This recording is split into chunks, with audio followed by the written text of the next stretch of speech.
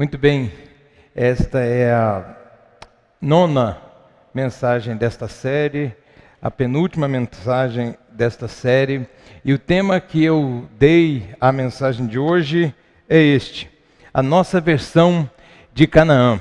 Nós temos conversado aqui sobre como será a nossa vida após a pandemia. E o plano de fundo da nossa conversa é justamente aquela experiência de Israel. Quando Israel, o povo de Deus, passou 40 anos no deserto e sai daquele momento de deserto e entra na terra de Canaã para viver um novo momento. O deserto havia se tornado durante 40 anos o normal para Israel. Mas depois de 40 anos, a terra de Canaã, que era a terra da promessa, representava o novo normal para Israel.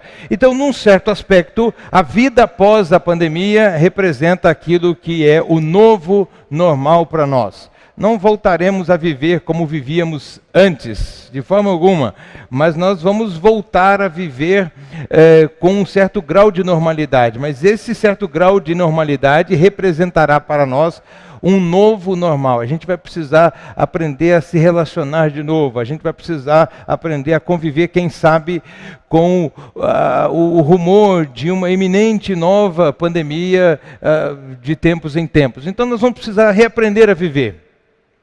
Muito bem, é com isso em mente que temos conversado sobre esse tema, Canaã, como será a nossa vida após a pandemia. E neste dia, então, eu proponho esse tema, a nossa versão de Canaã.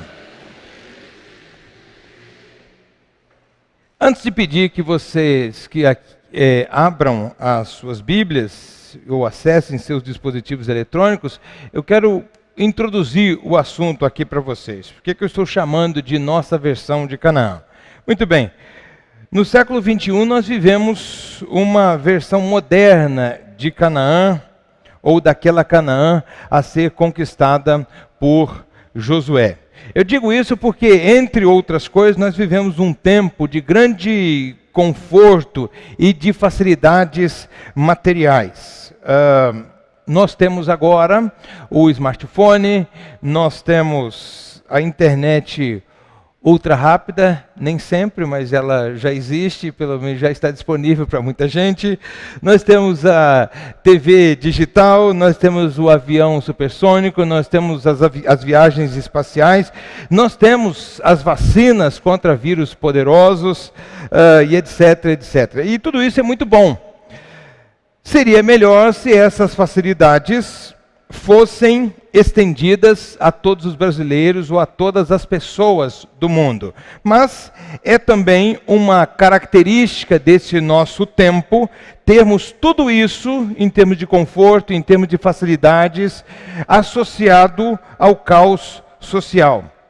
Nós vivemos aquilo que o cineasta Charles Chaplin, no início do século XX, chamou de tempos modernos, tempos de profundas contradições, porque nós temos hoje uma mistura como parte de uma mesma realidade de conforto e miséria, tecnologia de ponta e falência moral. Nós temos prodígios da medicina, coisas assim assombrosas em termos de avanço da medicina e ao mesmo tempo morte por doenças como o câncer, uma mortandade avassaladora. Nós temos safras recordes de grãos, por exemplo, aqui no Brasil, e ao mesmo tempo temos pessoas que ainda morrem de fome no nosso país. Nós temos liberdade, mas nós temos escravidão. Nós temos cidades muito populosas e ao mesmo tempo nós temos grande solidão. Então, vale ressaltar que quando Moisés repassou a lei com o povo, lá em Deuteronômio 4 e Deuteronômio 6, conforme eu falei aqui na primeira mensagem dessa série, ele não estava querendo dizer que Canaã seria uma terra amaldiçoada. Não. Canaã devia ser vista por Josué e pelo povo como uma terra que manava leite e mel, e como a terra em que Deus cumpriria a sua promessa. Canaã deveria ser vista, portanto, como bênção Por isso, em nossa analogia com Canaã, se nós queremos falar de a nossa versão de Canaã, comparando a nossa realidade com aquela realidade que o povo viveu, nós não devemos pensar na nossa versão de Canaã, por causa dos seus paradoxos, como uma maldição. Porque não é. O tempo que nós vivemos não é um tempo amaldiçoado por Deus. O tempo que nós vivemos não é um tempo em que nós estamos sendo castigados, julgados e punidos por Deus. Viver nesse tempo, com todos os seus paradoxos, com todas as suas contradições, com todas as suas bênçãos, com todas as suas dificuldades, é uma bênção de Deus. As facilidades e o conforto que nós temos no nosso tempo devem ser reconhecidos como bênçãos de Deus para a humanidade. Entretanto, esclarecido esse ponto, voltemos à preocupação de Moisés. O que era a preocupação de Moisés com o povo antes de eles entrarem no novo normal? Antes de eles entrarem na terra de Canaã? Moisés tinha uma preocupação básica: não se esqueçam do Senhor. Quando vocês estiverem vivendo a vida que vocês sempre sonharam, não se esqueçam do Senhor. Foi o Senhor quem tirou vocês da terra da escravidão. Foi o Senhor que libertou vocês. Foi o Senhor que agiu na vida de vocês. Não se esqueçam disso quando vocês estiverem em Canaã. Nós enfrentamos exatamente o mesmo perigo que Israel enfrentou.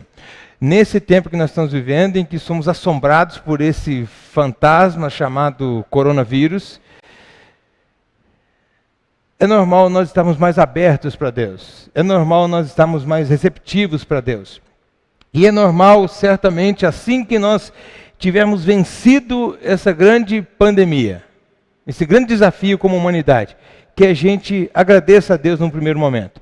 Mas é perigoso que logo depois que passe esse tempo pós-pandemia, na medida que a gente comece a se esquecer tudo que estamos vivendo no ano de 2020, é perigoso que nós nos esqueçamos de que foi o Senhor que esteve conosco momento após momento, segundo após segundo, cuidando de nós e daqueles que nós amamos. Então nós enfrentamos o mesmo perigo que Israel enfrentava.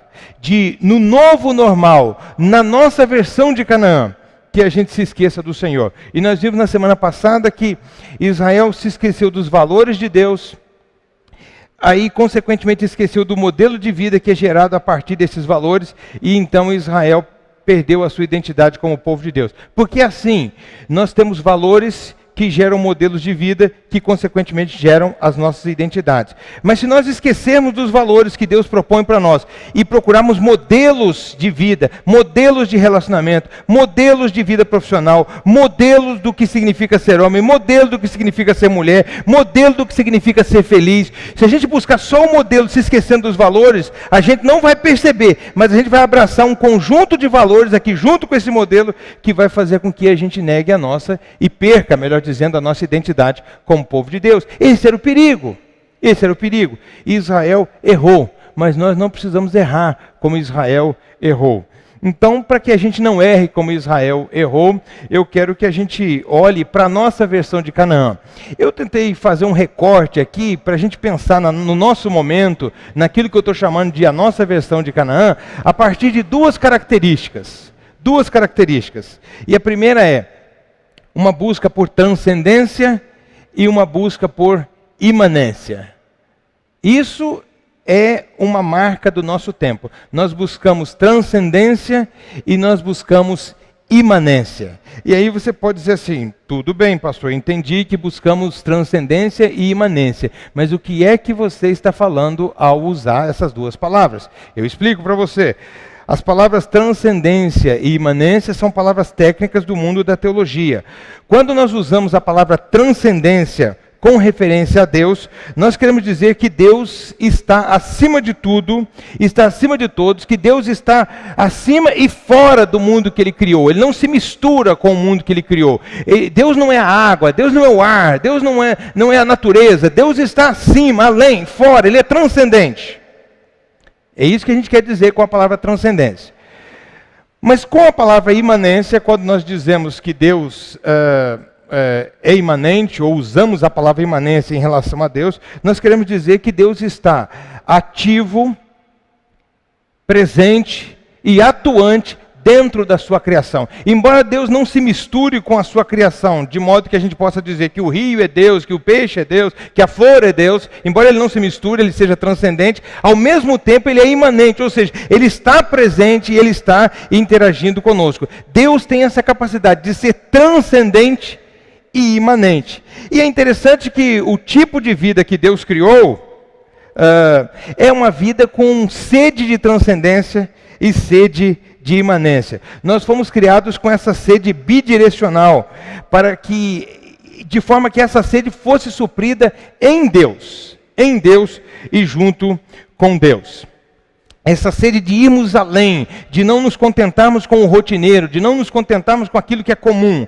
E ao mesmo tempo, aquela sede, aquela necessidade de sentir segurança naquilo que é comum, naquilo que é rotineiro, naquilo com o que a gente está familiarizado. Então, transcendência e imanência. Deus é transcendente e imanente e Ele criou uma vida para nós com sede de transcendência e sede de imanência. Qual que é o problema? E eu preciso que você me acompanhe aqui. É que o pecado rompeu o canal de acesso à transcendência, isto é, a possibilidade de provar algo que vá além do rotineiro, que vá além do cotidiano, que vá além do familiar.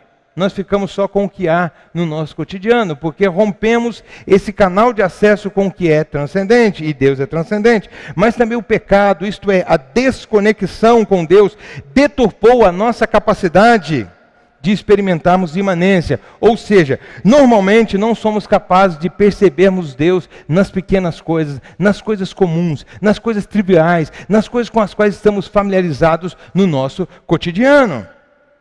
Uma formiga para nós é só uma formiga. Uma cachoeira bonita é só uma cachoeira bonita. E uma pessoa é só uma pessoa. Não é comum olharmos para uma cachoeira e pensarmos que aquela cachoeira pode de alguma maneira transmitir algo sobre Deus para nós. Não é comum olharmos para as pessoas e percebermos que Deus pode se manifestar através daquela pessoa e revelar algo sobre si a cada um de nós. E muito menos é comum olharmos para uma formiga e acharmos que uma formiga pode nos revelar alguma coisa sobre Deus. Perdemos essa capacidade da imanência, de percebermos Deus dentro do mundo criado, interagindo conosco nas pequenas coisas do nosso cotidiano. Então nós ficamos com essa sede insaciável na nossa versão de Canaã. Essa sede de transcendência e essa sede de imanência. É por isso que hoje os filmes, por exemplo, os filmes da Marvel são tão famosos, são tão populares. São tão populares porque as pessoas querem algo que transcenda, querem uma força que transcenda, um poder que transcenda, uma história que transcenda. As pessoas têm essa necessidade de algo que esteja fora do comum. E aí nós temos esses filmes. Nós temos vários filmes sobre os filmes apocalípticos, que as pessoas têm essa sede de transcendência. Os filmes sobre vampiros e filmes sobre a vida extraterrestre, a vida em outros planetas, viagens a Marte, porque temos essa sede de transcendência. Então, eu quero mostrar aqui para você como é que essa sede de transcendência, além dos filmes, por exemplo, dos livros, dos canais que a gente tem nas redes sociais, além desses canais, essa sede de transcendência se manifesta nos lugares mais inusitados. Para você perceber como nós temos sede de transcendência, sede de algo que vai além do que é comum. Por exemplo, eu fiz uma pesquisa sobre os nomes das operações da Polícia Federal nos anos de 2002 a 2020. Aí eu fiquei surpreso com os nomes que essas operações da Polícia Federal tiveram.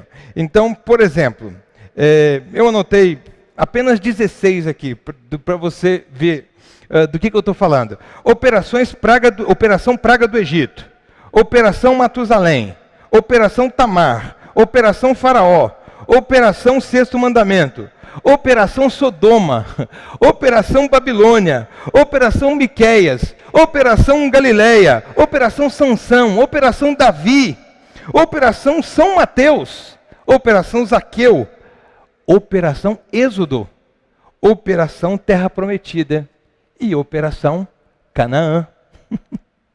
Sede de transcendência. Todas essas são nomes bíblicos, são nomes que falam da história do povo de Deus, que é também a história de Deus. Sede de transcendência, mas não para por aí.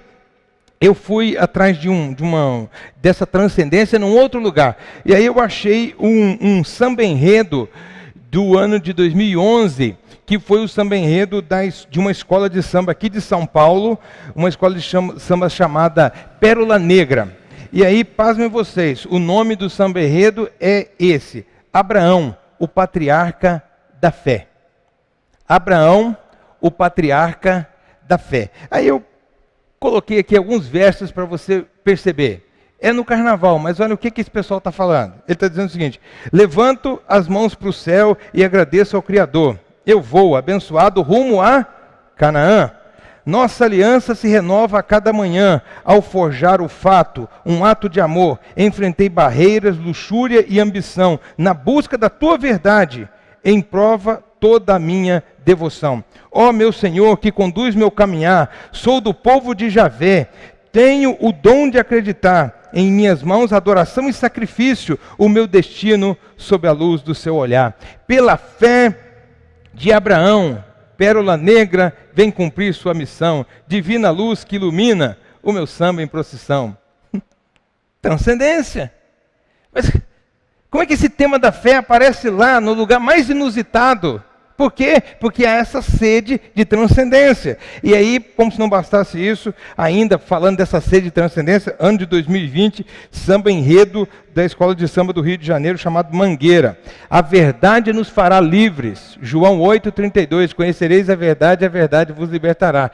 E aí, o tema da Escola de Samba era esse: a verdade nos fará livres. Peguei alguns pedaços aqui também para você perceber essa sede de transcendência, mesmo nos lugares, nas circunstâncias mais inusitadas. Se prestarmos atenção, vamos ver essa sede de transcendência lá. Diz assim: eu sou da estação primeira de Nazaré, meu nome é Jesus, nasci de peito aberto, de punho cerrado, meu pai carpinteiro desempregado, minha mãe é Maria das Dores Brasil, enxugo o suor de quem desce e sobe ladeira, me encontro no amor que não encontra fronteira, procura por mim nas fileiras contra a opressão, eu tô dependurado em cordéis e corcovados. Mas será que todo o povo entendeu o meu recado? Porque de novo cravejaram o meu corpo, os profetas da intolerância, sem saber que a esperança brilha mais na escuridão. Favela, pega a visão, não tem futuro sem partilha, nem Messias de arma na mão. Veja, transcendência, sede de transcendência. Mas aí eu quero mostrar para você o exemplo de imanência, a sede de imanência. Quer dizer, primeiro eu mostro essa ideia de ir além, de buscar algo que vá além do cotidiano, e agora eu quero mostrar o comum. A pessoa buscando essa experiência do cotidiano.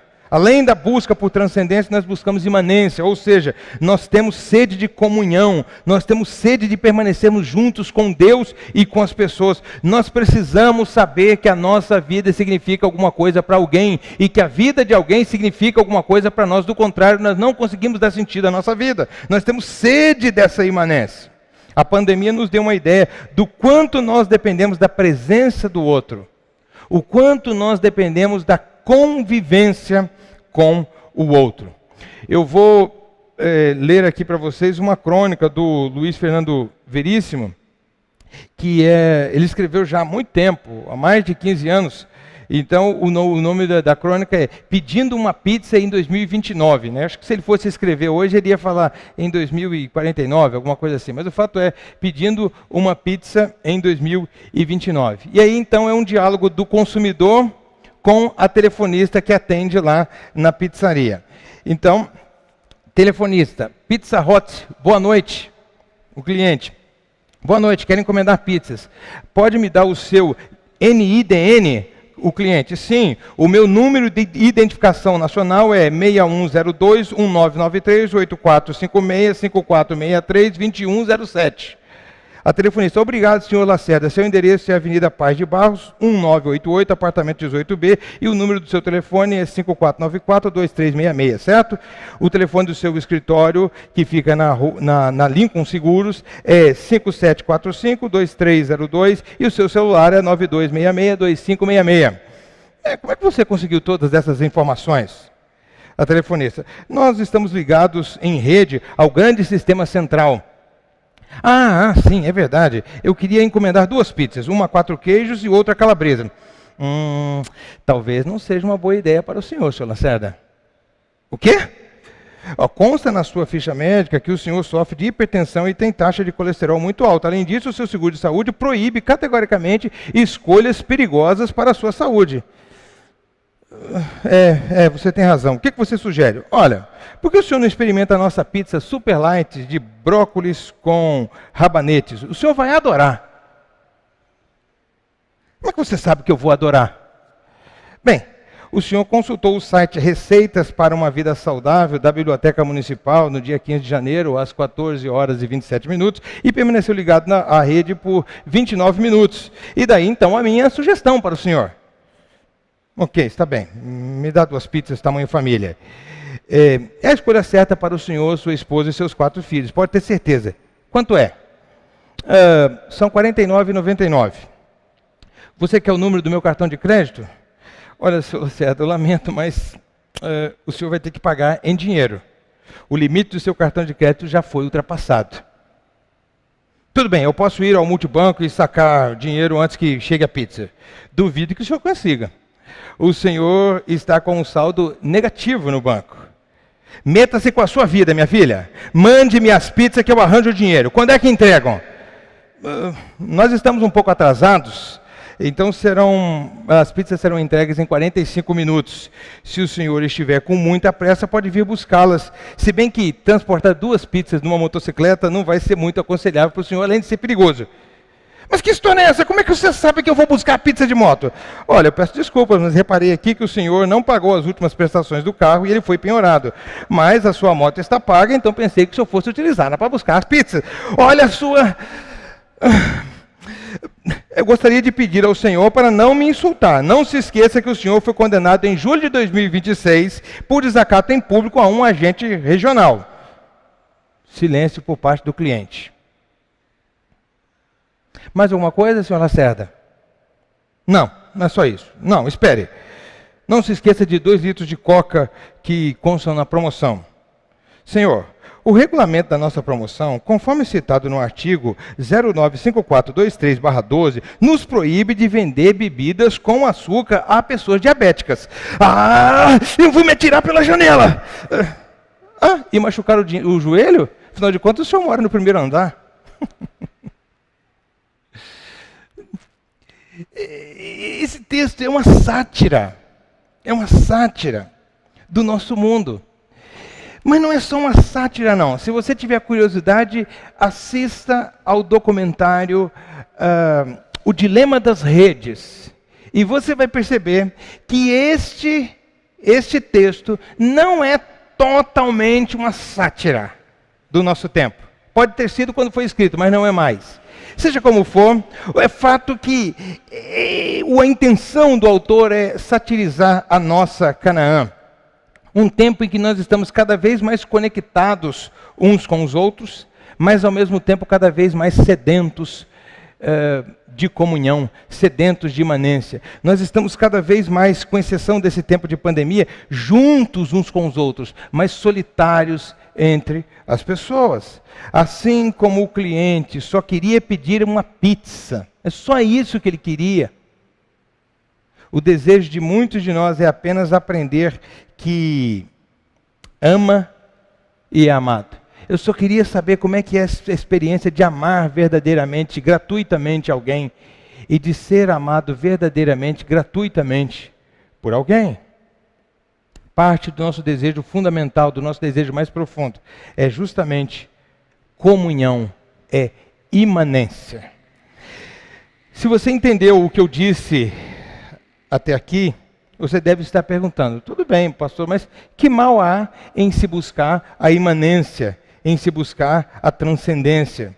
eu posso dizer que não há nada de errado em si nessas buscas, a não ser que essas buscas aconteçam desconectadas da presença de Deus. Parece um paradoxo o que eu vou dizer, mas ao mesmo tempo que percebemos a busca por transcendência na nossa versão de Canaã, nós percebemos uma tentativa de fuga da presença de Deus. Deus pode nos suprir com transcendência e imanência. Ele nos criou assim. Foi Ele quem colocou essa sede em nós e Ele quer suprir essa sede em nós. O problema é que nós queremos fugir de Deus. O grande problema de Israel e o nosso é que, longe de Deus, ninguém pode suprir a sua sede de transcendência e de imanência. Aí você pode me dizer assim, pastor, mas como é que alguém em sã consciência vai tentar fugir ou vai querer fugir da presença de Deus? Estar na presença de Deus, pastor, é a coisa mais maravilhosa, é a coisa mais extraordinária que podemos fazer com a nossa vida. Sim, mas por que as pessoas querem fugir da presença de Deus? E talvez você tenha vivido grande parte da sua vida até aqui fugindo da presença de Deus. Se nós entendemos bem o sentido da expressão presença de Deus, talvez isso mude a nossa concepção.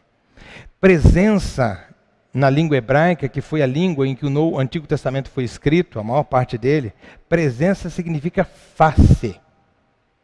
Presença significa face.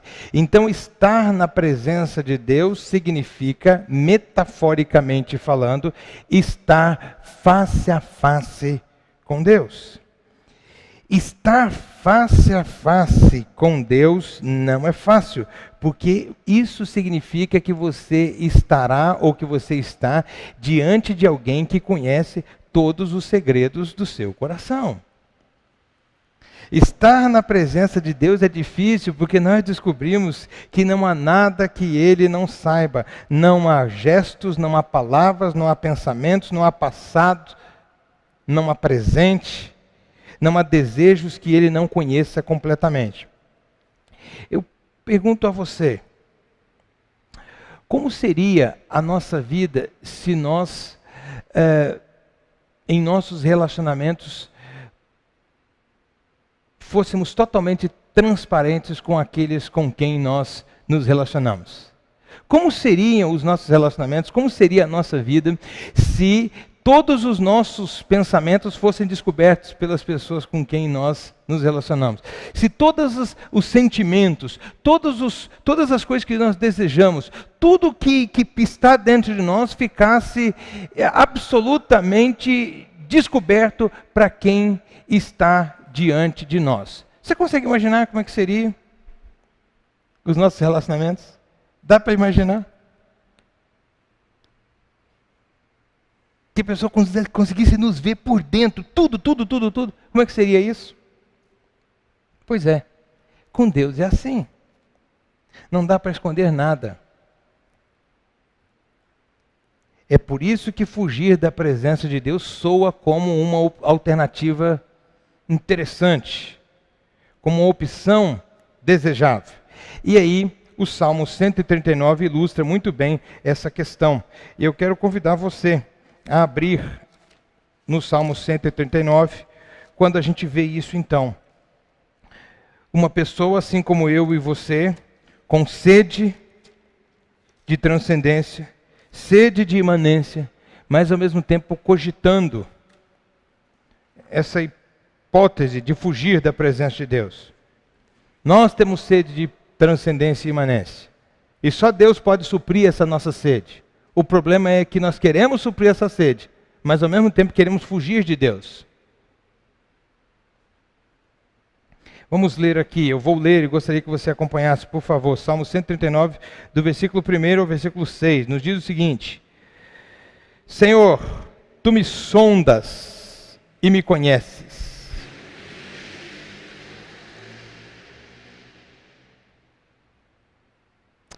E quando ele diz aqui, tu me sondas, eu queria que você imaginasse quando o profissional de saúde está auscultando o seu pulmão, e ele coloca aqui então o estetoscópio aqui para ouvir o movimento da sua respiração, o seu coração.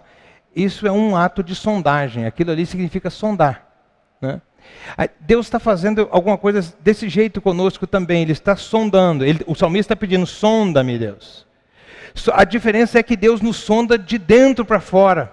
Deus está dentro e Deus sonda por dentro. Percebe tudo que está por dentro.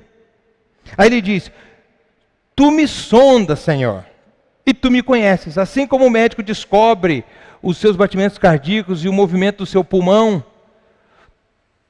o Senhor sonda você, sonda a mim, sonda a nós e nos conhece. Ele diz, o Senhor sabe quando eu me sento, quando eu me levanto. De longe percebes os meus pensamentos. Sabe muito bem quando trabalho e quando descanso. Todos os meus caminhos são bem conhecidos por ti. Até antes mesmo que a palavra seja transformada em pensamento, ou melhor, de pensamento seja transformada em som, e chega à minha boca, tu já a conheces inteiramente, Senhor. Tu me cercas por trás e pela frente, e põe a tua mão sobre mim. Senhor, quando eu penso nessas coisas, tal conhecimento é maravilhoso demais para mim, está além do meu alcance, transcende a minha capacidade. Você é transcendente, Deus. É algo tão elevado, tão transcendente que eu não posso atingir. Então é muito transcendente, mas ao mesmo tempo imanente, porque o Senhor me sonda, o Senhor está dentro de mim, o Senhor me conhece. Então quando ele descobre que esse ser absolutamente transcendente também é imanente, está presente ali, o que ele quer fazer? O Senhor me conhece por dentro e por fora. O Senhor conhece todas as minhas intenções. O que fazer diante de um Deus assim? Estar diante de um Deus assim nos assusta. Um Deus com esse conhecimento, com esse poder, nos assusta. Nos coloca numa posição de completa vulnerabilidade. Ele não conhece apenas o que fazemos, sento, levanto, trabalho e descanso. Mas Ele conhece também o que somos. Todos os meus caminhos, o Senhor conhece. Deus determina. Ou melhor, Deus não determina, mas sabe antecipadamente, inclusive, o que pensamos, o que faremos, ou até mesmo o que seremos. Tal conhecimento é maravilhoso demais para mim. O que fazer? Versículo 7. Ele quer fugir. Isso é assustador. Para onde eu poderia escapar do teu espírito? Para onde poderia fugir da tua presença? Eu preciso suprir minha sede de transcendência, minha sede de imanência, mas eu estou assustado de ficar na sua presença. Eu quero fugir. Mas se eu subir aos céus, lá estás. Se eu fizer da minha cama, a minha cama na sepultura, também lá estás. Se eu subir com as asas da alvorada e morar na extremidade do mar, mesmo ali a tua mão direita me guiará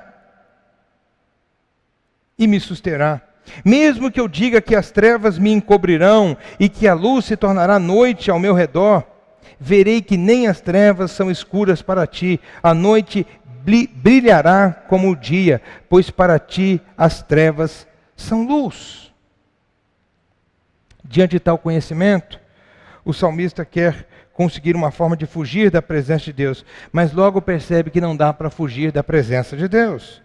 Por que então a gente quer fugir da presença de Deus, se a gente já sabe que não dá para fugir da presença de Deus? Bem, eu penso que a gente quer fugir porque a gente concebe Deus como se... E a vida, na verdade, a vida a gente concebe assim, como se ela fosse uma laranja e Deus fosse um dos gomos da laranja. Veja se você consegue captar essa imagem. Funciona mais ou menos assim. Assim como nós interagimos com o trabalho, um gomo da laranja, interagimos com os amigos, outro gomo da laranja, interagimos com o lazer, outro gomo da laranja, interagimos com o dinheiro, interagimos com a família, interagimos com o corpo, interagimos com a igreja, interagimos com Deus. É essa a ideia. Por isso que a gente acha que dá para fugir. Na nossa concepção, Deus é uma das nossas interações. Por isso a gente acha que dá para fugir, porque afinal, se a gente quiser fugir das nossas interações, a gente foge. Não quero ter esse ambiente de lazer nesse momento. Então eu fujo daquilo. Não quero me encontrar com determinadas pessoas nesse momento. Olha, sinceramente, eu não posso ou não quero ir trabalhar hoje. Você vai ter que se explicar, mas dá para você fugir disso, pelo menos um dia, ou alguns dias, se você quiser. Dá para fugir das suas interações, se você quiser. E quando nós achamos que Deus é uma das nossas interações, a gente acha que pode fugir de Deus. Mas essa é uma compreensão errada da realidade, porque Deus não é uma das nossas interações. E eu queria que você prestasse muita atenção nisso que eu estou dizendo para você. Deus não é uma das nossas interações. Melhor seria compreender que Deus está por trás de todas as nossas interações. Deus está presente em cada uma das realidades com as quais convivemos, inclusive presente em nós mesmos. Deus não é uma das nossas interações. Deus está presente em nós, nos ajudando na nossa busca por transcendência, na nossa busca por imanência. Deus está presente o tempo todo. Deus não é um gomo da laranja. Deus é um ser relacional e, como tal, Ele é mediador entre nós e todas as coisas, entre todas as circunstâncias e pessoas com as quais nos relacionamos. Deixe-me explicar isso para você de modo prático. Isso significa que a sequência de dias e noites, que é algo tão comum para nós, que é algo tão imanente, só faz sentido quando entre nós e a sequência de dias e noites percebemos a presença de Deus. O relacionamento com o seu cônjuge e com os seus filhos só faz sentido, você só vai encontrar transcendência e imanência nisso, se você perceber que entre você e o relacionamento com o seu cônjuge e com os seus filhos, Deus está presente, vivo e atuante. O seu trabalho só vai fazer sentido se você perceber que entre você e o seu trabalho e as pessoas que trabalham com você, Deus está presente, vivo e atuante, querendo suprir sua sede de transcendência e de imanência.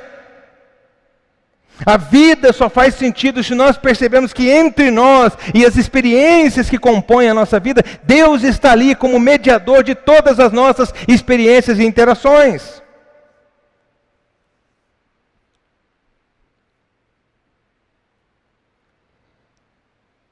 As buscas por transcendência e imanência só farão sentido quando entre nós e as nossas buscas Deus estiver presente.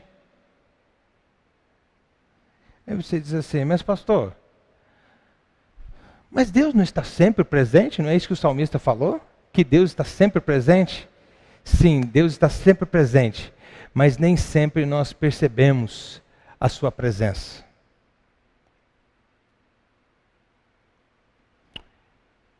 Deus está presente em todos os lugares, mas nem sempre nós estamos na presença de Deus. Deus está presente em todos os lugares, em todas as nossas interações, mas nós precisamos entrar na presença de Deus. Isto é, nós precisamos tomar consciência de que Deus está presente, intermediando as nossas interações. E aí então nós interagimos com Ele no nosso dia a dia. É assim que a nossa sede de transcendência e imanência serão supridas. Do contrário, eu vou tentar suprir a minha sede de transcendência comprando coisas. Aí eu quero comprar uma coisa mais cara, porque assim eu saio do comum. Eu quero comprar um dispositivo eletrônico mais sofisticado, porque aí eu saio do comum. Eu quero ir num restaurante mais sofisticado, porque eu saio do comum, eu transcendo de alguma maneira. Eu quero comprar o calçado mais legal do que o dos meus colegas da escola, porque assim eu transcendo. Eu quero comprar o carro mais novo, mais sofisticado, porque assim eu transcendo. Eu tenho sede de transcendência, eu preciso transcender, eu preciso sair do comum. O comum para mim é insuportável, eu preciso transcender. Quando nós não suprimos essa sede em Deus, nós vamos procurar supri-la de um jeito que não pode ser suprida. E que destrói a nossa vida e as nossas relações. E a sede de imanência é a mesma coisa. Quando nós não suprimos essa sede de imanência no comum, junto com Deus, nós vamos procurar a coisa mais comum da nossa vida, mais corriqueira, que é o nosso corpo. E eu vou querer que o corpo, que é a coisa mais comum da minha vida, supra essa necessidade de prazer imediato, de alegria imediata, de satisfação imediata. Vamos comer e sentir aquele prazer imediato, um prazer imanente. Beber e sentir aquele prazer imediato. E fazer qualquer outro tipo de coisa através da qual o corpo nos dê alguma sensação de prazer. Nós precisamos desistir de fugir da presença de Deus. Ou então parar de dizer que Deus não está presente, porque dizer que Deus não está presente nas nossas circunstâncias é uma forma de fugir da sua presença. Precisamos interagir com Deus. Versículo 23 e 24 do Salmo, o salmista diz o seguinte, termina com a mesma palavra que ele colocou no início. Sonda-me, ó Deus, e conhece o meu coração. Prova-me e conhece as minhas inquietações. Conhece a minha sede de transcendência, Deus. Conhece a minha sede de imanência, Deus. Vê se em minha conduta algo te ofende. Vê se em minha conduta eu tenho tentado suprir a minha sede de transcendência e de imanência longe de você, Deus. E guia-me pelo caminho eterno. Veja que coisa interessante. Ele não diz assim, guia-me até a vida eterna, Deus. Não, guia-me pelo caminho eterno. Guia-me pelo jeito de viver em que eu estou suprindo a minha sede de transcendência e de imanência junto do Deus eterno. Esse é o caminho eterno. Guia-me pelo caminho eterno. Não é guia-me até a eternidade. Guia-me por esse caminho em que eu estou interagindo com o Deus eterno para suprir minha sede de transcendência e de imanência. Mas veja você, que oração estranha. Esse salmista fala assim, Deus conhece todas as coisas, já sabe a palavra que eu vou falar, enquanto ela ainda é só um pensamento, Ele já sabe tudo. Sabe quando eu sento, levanto, quando eu como, quando eu falo, quando eu fico em silêncio, Ele sabe tudo. Aí agora, e Ele conhece tanto que eu fico boquiaberto diante do seu conhecimento. Aí no final Ele fala assim, Deus, sonda-me e me conhece. Como assim? Já não falou que Deus conhece tudo? Por que agora está falando, sonda-me, Deus? Ausculta-me interiormente e vê o que tem aí dentro. Não faz sentido, porque Ele já falou que Deus conhece tudo. Não faz sentido se nós pensarmos que é Deus quem precisa saber o que está dentro do salmista. Mas faz todo sentido se nós percebermos que quem precisa conhecer o salmista não é Deus, mas é o próprio salmista. O salmista só consegue perceber a sua sede de transcendência, mas ele não consegue perceber que muitas vezes está suprindo essa sede longe de Deus.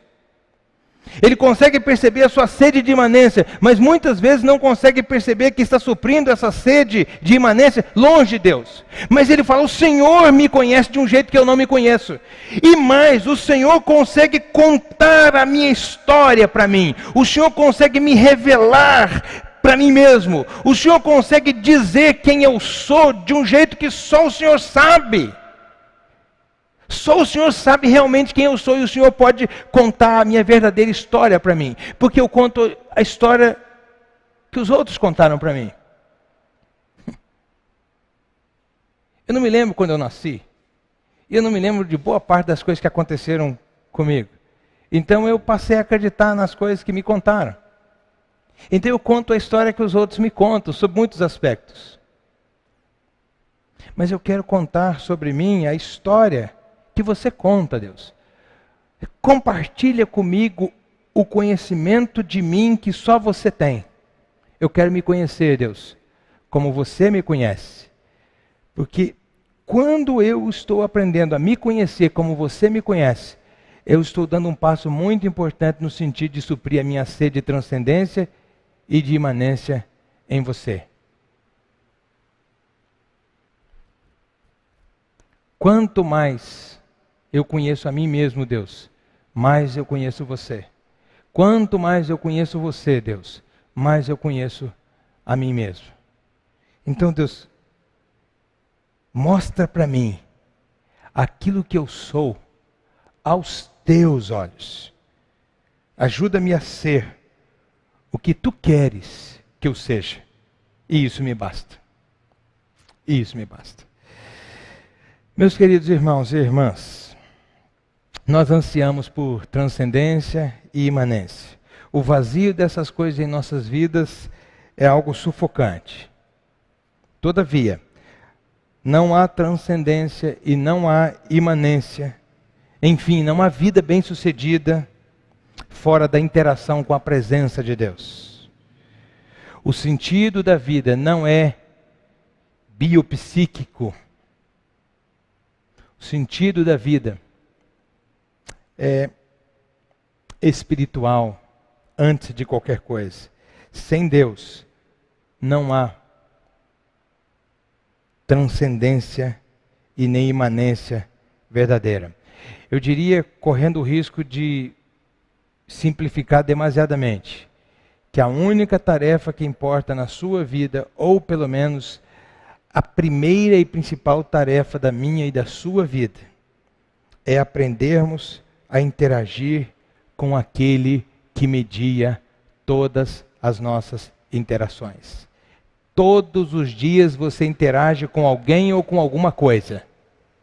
Em todas as interações que você tem com pessoas e com coisas, entre você e as pessoas, entre você e as coisas, Deus está presente. Aprenda a interagir com aquele que está presente em todas as suas interações. E o que você vai mais experimentar nesse aprendizado é que Ele está usando essas interações, ou aproveitando essas interações, para abastecer você com transcendência e com imanência. Que Deus te abençoe, que Deus te guarde, em nome de Jesus. Amém, Senhor. Amém. Eu quero fazer uma oração nesse momento. Eu quero convidar todos vocês que estão em casa agora, aqueles que estão aqui também, pouquíssimas pessoas estão aqui hoje, mas alguns estão aqui. Eu convido vocês que estão aqui, e aqui especialmente aqueles que estão em casa, que a gente possa orar juntos agora. Eu quero orar pedindo a Deus que nos abençoe, que derrame a sua paz, a sua graça, a sua misericórdia sobre nós. E depois dessa oração nós vamos pedir a bênção de Deus sobre nós. Oremos então. Senhor, muito obrigado pela sua graça. Muito obrigado pela sua misericórdia. Muito obrigado porque o Senhor é aquele que supre, que abastece a nossa vida com toda a transcendência que nós precisamos. Tudo aquilo que está além de nós, o Senhor traz até nós. Muito obrigado porque o Senhor também nos abastece com imanência, Pai. Tudo aquilo que está em nós, mas esquecido dentro de nós, o Senhor traz à tona, o Senhor nos faz lembrar, o Senhor nos conecta com aquilo que está em nós e que é importante, que estamos deixando de lado. Então, muito obrigado, Deus, pela sua misericórdia, sempre viva, sempre atuante, sempre presente em nós. Que o Senhor nos receba, Pai, na sua presença como suplicantes. Nós te suplicamos, Pai, que o Senhor nos livre de suprirmos essas nossas sedes, longe do Senhor, ou buscando qualquer coisa que seja menor do que o Senhor. Nós pedimos isso, Deus, em nome de Jesus, para a glória de Jesus. Amém, Senhor. Amém. Nós vamos cantar agora uma canção em louvor a Deus, uma música que é uma oração. Nós vamos cantar. Vem derrama a paz, Senhor. Vem derrama a sua bênção sobre nós.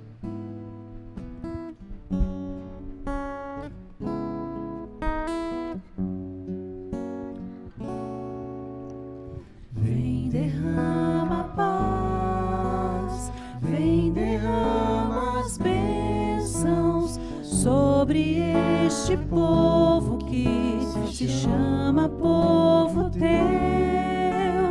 Dá-nos teu amor, dá-nos tua força, para que tentações não venham a nos desviar.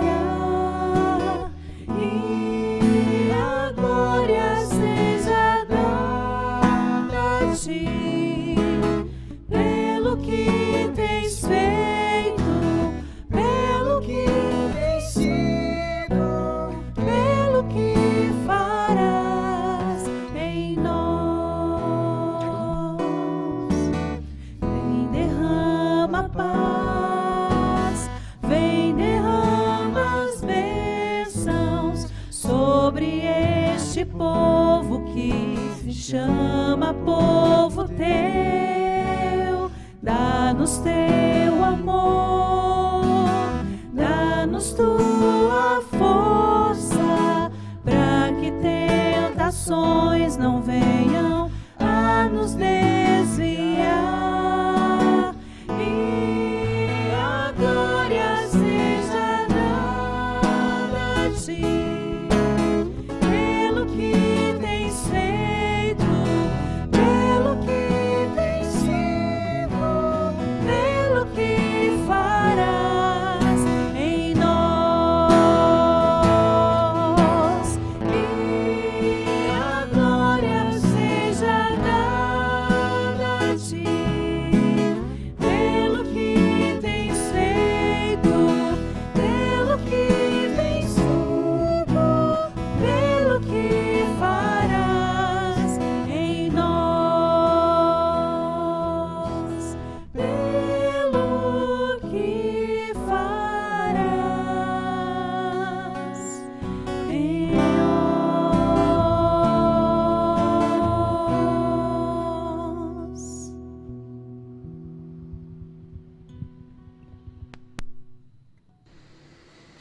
Põe aí, faz.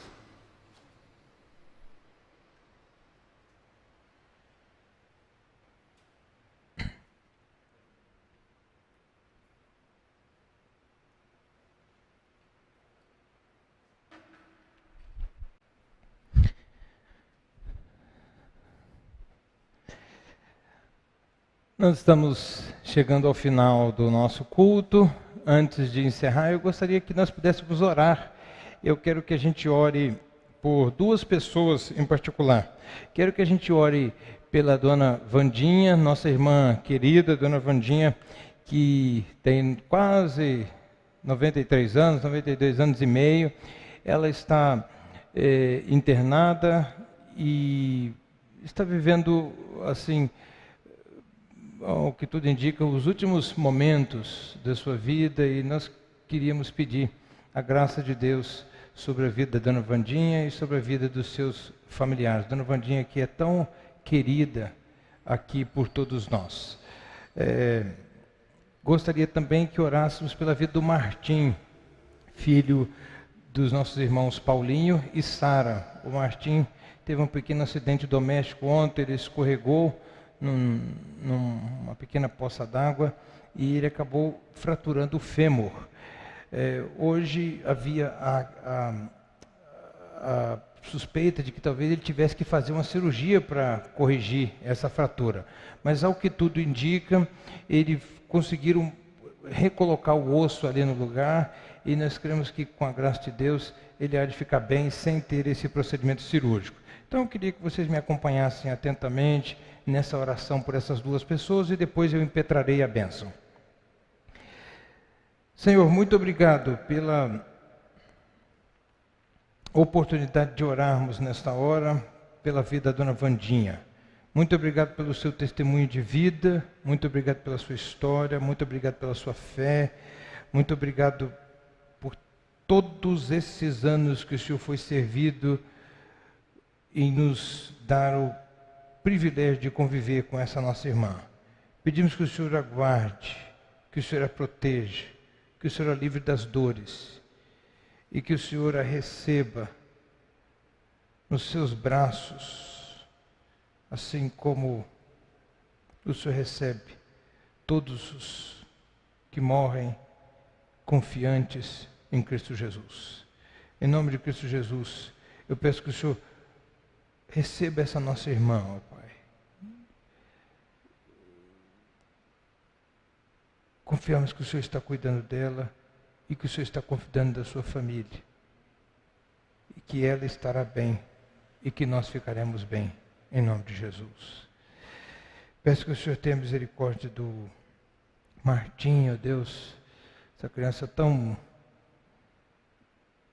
incrível, tão viva, tão simpática, tão cheia de vitalidade.